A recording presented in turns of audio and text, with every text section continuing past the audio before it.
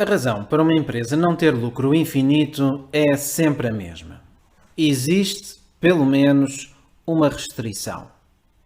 E sabemos que ao explorar as restrições, os resultados são sempre imediatos e sonantes. Se alguém for privado de respirar, o foco não está no que comer ou com quem socializar. Sim, comer e socializar é importante, mas diz-se que a falta de ar é a restrição. E qualquer pequeno incremento no fornecimento de oxigênio conduzirá a resultados imediatos e sonantes. Faz sentido? Ora, também nas empresas é assim. Qualquer pequena melhoria na restrição conduz a um impacto global, imediato e sonante. Concorda, por isso, que importa e muito começar por identificar as restrições?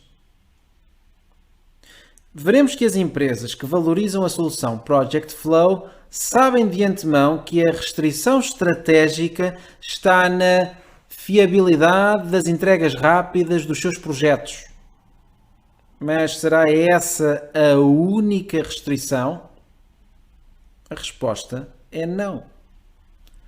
Por exemplo, se o número de clientes é sempre muito inferior ao número de potenciais clientes, então a capacidade de se fazer muito mais dinheiro está essencialmente limitada pelo número e pela qualidade das novas ordens recebidas. As ordens são, por isso, também uma restrição. E com isto, uma pergunta muito incómoda começa agora a emergir, que é: em que se deve então focar a atenção da gestão? Na fiabilidade das entregas rápidas ou na angariação de novas ordens? O normal é acabarmos por distribuir o mal pelas aldeias, ajudando-se aqui e ali. Ou seja, já reparou que a atenção da gestão é também uma enorme restrição?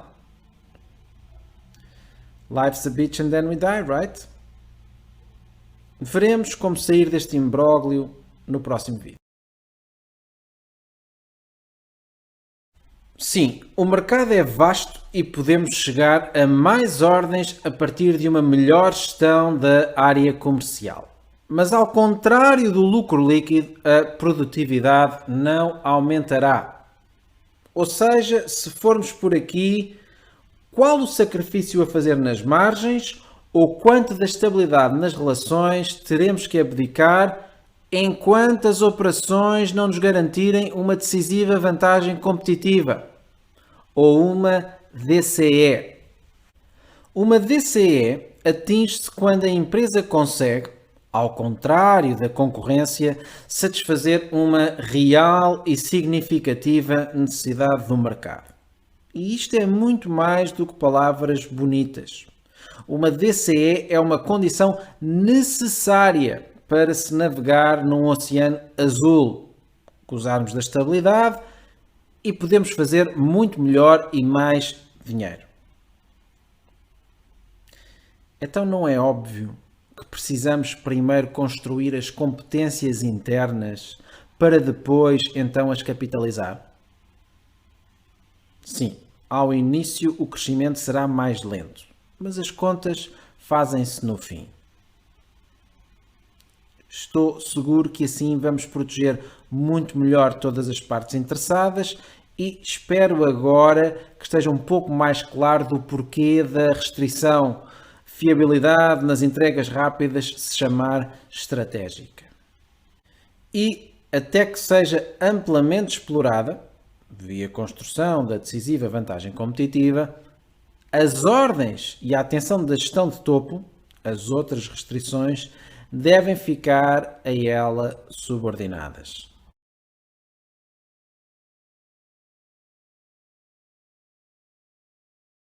A solução Project Flow assenta na premissa de que a primeira restrição a ser endereçada é a fiabilidade nas entregas rápidas. E eis o porquê disso nos levar à decisiva vantagem competitiva. O seu mercado é muito sensível à duração de cada entrega e os seus potenciais clientes desistiram de encontrar um fornecedor que cumpra o que lhes é prometido. E é claro que o primeiro que conseguir satisfazer esta real necessidade estará no Oceano Azul. Se esta não é a sua realidade, não precisa ver o resto do vídeo. Mas antes de vermos como construir essa fiabilidade nas entregas rápidas, mais concretamente, entregar os projetos em metade do tempo, em 95% das vezes, sem colocar em causa o âmbito e o orçamento, vejamos primeiro as consequências positivas no caso de alcançarmos esse objetivo. Por um lado, a produtividade vai aumentar, porque ela é igual à margem bruta a dividir pelas despesas operacionais da empresa. E menos tempo por projeto, com os mesmos recursos, significa fazer mais projetos na mesma janela temporal, ou seja, mais margem bruta. A estabilidade das relações também vai aumentar porque o fluxo e a produtividade aumentam, o que conduz sempre a estados de menor stress. Neste gráfico podemos ver como é que tem evoluído a gestão de projetos. Vemos aqui a verde o cumprimento de prazos, a azul claro o orçamento e a azul escuro o âmbito. E vemos que estas variáveis, estes parâmetros, estagnaram no tempo. Qual é então a probabilidade de um único projeto terminar no prazo e no âmbito e no orçamento? Se multiplicarmos as três probabilidades, obtemos uns modestos 9 a 33%. Ou seja, não admira que todos se queixem permanentemente. O que fazer então? Bem, é evidente que precisamos identificar o ponto de causa para a baixa fiabilidade dos projetos, mas apenas se os ganhos assim justificarem. Então a minha sugestão é fazermos aqui uma análise de sensibilidade ao delta lucro líquido em função da capacidade de se reduzir a duração dos projetos em X%. E é claro que vamos querer usar essa libertação de tempo, de capacidade, para se fazer mais projetos. Consideremos também a redução real no custo dos projetos devido à redução das suas durações. E ainda a redução nos descontos praticados. Não me diga que não anda a competir com base no preço. Não me diga que não anda a competir com base no preço a ponto de andar a fazer descontos de tal ordem que começa a não querer ganhar certos projetos. É que um dos benefícios da Project Flow é podermos fazer aqui um shift comercial. É passarmos a competir muito mais com base na fiabilidade das entregas. E o racional é muito simples. Sabe quanto estará a perder o seu cliente por cada dia de atraso do seu projeto? Imagine-se a construção de um hipermercado. Qual é o estrago que está a causar ao seu cliente? É a perda de faturação diária do hipermercado multiplicada pelo número de dias de atraso. E isto pode ser ordens de grandeza superior ao preço do próprio projeto de construção. Consegue ver por isso o estrago e como usá-lo a seu favor em propostas comerciais? Assim que tenhamos, obviamente, a nossa decisiva vantagem competitiva, claro. De facto, tínhamos aqui pano para mangas para falar, mas precisamos avançar. Então, no eixo do X e em percentagem, temos a redução da duração dos seus projetos e no eixo do Y, a sensibilidade dos custos dos projetos por se reduzir a sua duração.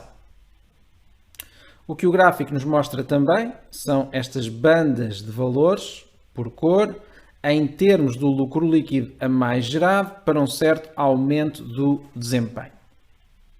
Se considerarmos uma empresa que fatura 50 milhões de euros ao ano, apresenta um COGS de 60% e uma margem líquida de 5%, e houver ainda, em média, uma redução de 2 pontos percentuais num desconto médio por projeto de 15%, então temos os seguintes resultados. Temos aqui um cenário mais conservador, que é dado pela bola branca, mas vejamos o valor esperado, ou seja, conseguirmos reduzir a duração dos projetos em 30%. E isto equivale a fazer 9,7 milhões de euros mais face a uma baseline de 2 milhões e meio. E eu estou a falar do lucro líquido adicional e depois de impostos, ou seja, uma variação na margem líquida de 233%. Consideraria isto excelentes resultados? Eu considero e espero não ser o único. Vamos ao DNA dos projetos, pois desconfio que sem o considerar não poderemos chegar muito longe.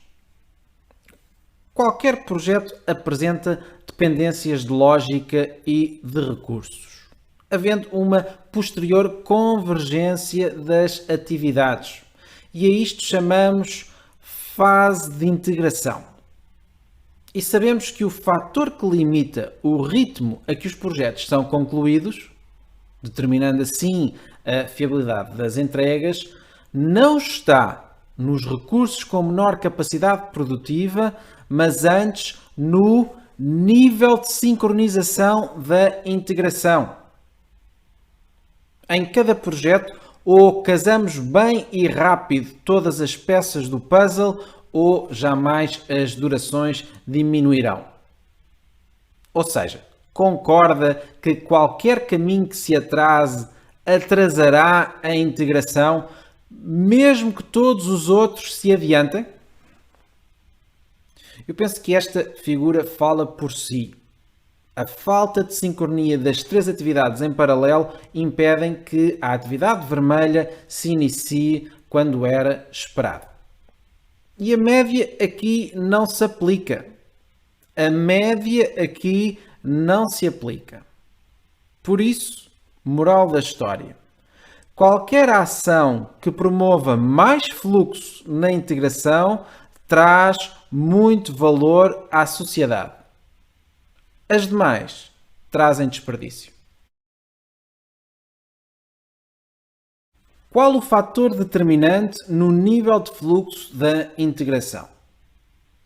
Sabemos que em ambiente multiprojeto, várias pessoas servem vários projetos em simultâneo. E a experiência mostra-nos que o switch tasking torna-se inevitável e mais parecemos pipocas a saltar no micro-ondas de uma tarefa para a outra. Não só isto leva à má multitarefa, afetando a estabilidade, como é também responsável pela duração dos projetos ser pelo menos 3 vezes mais do que poderia ser. Pelo menos. Sim, ouviu bem. Vejamos, neste modelo vemos duas formas de trabalhar. Ou se faz um projeto de cada vez, ou se vai fazendo um pouco de cada projeto à medida das possibilidades. A ponto de alguns nem caberem mais nesta figura. Por exemplo, o cliente do primeiro projeto pode recebê-lo ou ao final de 3 meses ou ao final de 10 meses. Porquê? Porque uma coisa é o touch time, o tempo efetivo necessário para se fazer o trabalho. Outra coisa é a duração do projeto, onde se englobam todos os desperdícios e interrupções. Vamos então procurar sistematizar as ideias. Olhemos aqui para o círculo vicioso mais pérfido da gestão de projetos.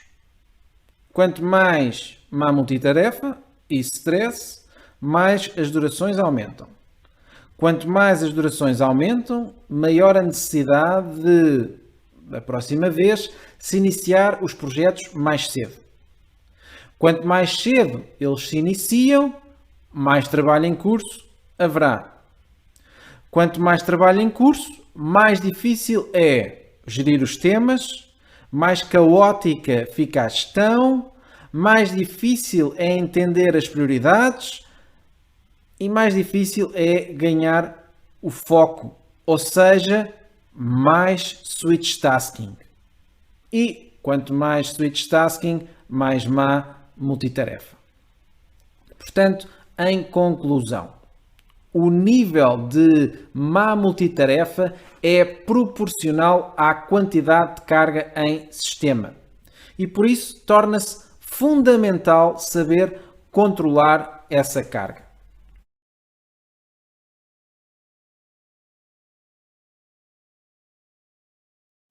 Parece então que para as coisas funcionarem só precisamos mudar o chip, que é colocar no lixo a síndrome das eficiências locais e a opção de ter que ter todos os recursos ocupados a 100% do tempo. Se pensar bem, é isso que conduz à má multitarefa e que está a matar o seu negócio. Não acredita? Eu penso que se formos intelectualmente honestos, deixaremos de ter razões para nos queixar. Sim, o ego pode sair beliscado, mas estamos finalmente em condições de valorizar o que realmente importa, que é gerar mais fluxo na integração. E, claro, estar em posse de uma decisiva vantagem competitiva. Eu vou mostrar só a fase 1 da solução e devo dizer que as explicações de cada bloco de trabalho podem parecer estranhamente simplistas, mas talvez por se dever a uma visão de helicóptero. Então, vamos a isto. Comecemos, sem surpresa, pelo bloco reduzir a má multitarefa. E o pressuposto para este bloco é muito simples. Quanto mais cedo começarmos cada projeto, mais cedo cada projeto termina. Ora, em ambiente multiprojeto, esta premissa está incorreta. Acabámos de ver isto no vídeo anterior. Ou seja, para que a multitarefa seja minimizada, é preciso que a empresa controle o número adequado de projetos abertos em qualquer momento no tempo. E claro que há mecanismos específicos, simples e lógicos para isso. Next. Preparações ou full kit. Veja se isto acontece na sua realidade. A pressão atual leva a que os projetos em execução tenham sido iniciados sem uma devida preparação, seja especificações detalhadas, autorizações de recursos, equipamentos, por aí fora, acabando por alongar as durações. Concorda? Se sim, o objetivo deste bloco de trabalho só pode ser um, que é definir quem passa a ser o Full Kit Manager da empresa. E a prática Full Kit passa a ser a norma. E depois temos o planeamento. E é claro que a sua empresa tem planeamento, mal seria. Mas falamos aqui de algo muito diferente. O ponto é que em ambiente multiprojeto, os recursos-chave trabalham em diversos projetos e não considerar contenções de recursos ou endereçá-las como se não existissem outros projetos a decorrer é receita para a má multitarefa. E por isso temos que arranjar aqui um mecanismo que nos dê datas de vidas fiáveis e que estão totalmente alinhadas com o chamado escalonamento, isto é, o modo como a empresa liberta os seus projetos. Finalmente, vem a execução interna. E aqui um dos pontos principais refere-se a que o sistema de priorização atual não se baseia tanto nas reais necessidades, mas baseia-se mais num sistema informal de prioridades. Quer um exemplo? Eu dou-lhe um exemplo. Hot, red hot, drop everything, do it now. Então, qual é o objetivo deste bloco de trabalho? O objetivo é criar um único sistema de priorização para os projetos que estão em execução e fornecer relatórios de prioridade em diferentes formatos para diferentes gestores, de acordo com as responsabilidades e a autoridade de cada um. Termino com o seguinte pensamento. Não chega a mostrar o quê e o como. É preciso responder a 4 tipos de porquês para comunicar eficazmente. E a solução Project Flow faz isso. Como funciona a implementação da solução Project Flow? Cada bloco de trabalho é executado a partir dos pilotos de aceleração rápida, o SPAR, e das reuniões de acompanhamento. Os SPAR são eventos de 4 dias, a tempo inteiro, onde se trabalham e resolvem problemas reais. Têm sempre uma componente de formação, treino e consultoria. Estão profissionalmente documentados para que o risco de insucesso seja mínimo. As reuniões de acompanhamento são reuniões de coaching e de follow-up aos par. Acontecem ao longo de toda a implementação e servem para solidificar os assuntos abordados no SPAR e fechar eventuais pontas soltas. Consideramos que de pouco serve ter uma boa solução se não se souber o modo e a sequência pela qual ela deve ser implementada. Conhece aquela história, não conhece? Quando uma pessoa cai de um primeiro andar, ouve-se BUM! Ai! Quando uma pessoa cai do 10º andar, ouve-se ai! BUM! A sequência importa.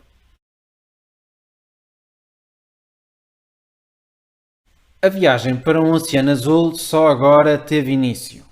Começámos a construir a decisiva vantagem competitiva, mas ainda precisamos lidar com a execução externa, nomeadamente mitigar as disrupções provenientes dos clientes e gerir eficazmente as subcontratações. Estaremos assim prontos para iniciar a fase 3, a fase capitalizar. Algo que não será mais fácil do que foi feito até aqui. Porquê? Porque as alterações necessárias para a empresa capitalizar a oferta da fiabilidade nas entregas rápidas é diferente das alterações que a empresa fez no passado, baseadas em novos produtos ou novos mercados. De seguida, precisaremos elevar a capacidade atual, porque com o aumento das vendas, a duração dos projetos voltará a aumentar. E não queremos isso. Queremos suster os ganhos e a DCE. E é nesta altura que devemos implementar o verdadeiro processo de melhoria contínua. O processo que nos indique como expor e libertar mais e mais capacidade interna. Mas também é verdade que haverá um momento onde precisaremos saber quem contratar e como fazê-lo bem e em tempo útil. E isso corresponde à fase 5 da solução Project Flow. E então, será que já terminamos? Eu penso que seria uma pena parar por aqui. Por que não montar um sistema de bónus às respostas ultra rápidas ou trabalhar em certos fatores de desarmonia das relações? Em conclusão, se o conhecimento e as ferramentas estão agora disponíveis, então o nível de desempenho que procura só depende de si. Apenas precisa ter cuidado e não deixar que a sua inércia seja a sua pior inimiga. Ofereça fiabilidade em metade do tempo e faça mais dinheiro com menos stress. Envie-nos um e-mail com o título I'm in para cliente.primeiro@inercia-mn.com para poder aceder ao questionário Project Flow. Fazemos votos para se qualificar enquanto lead.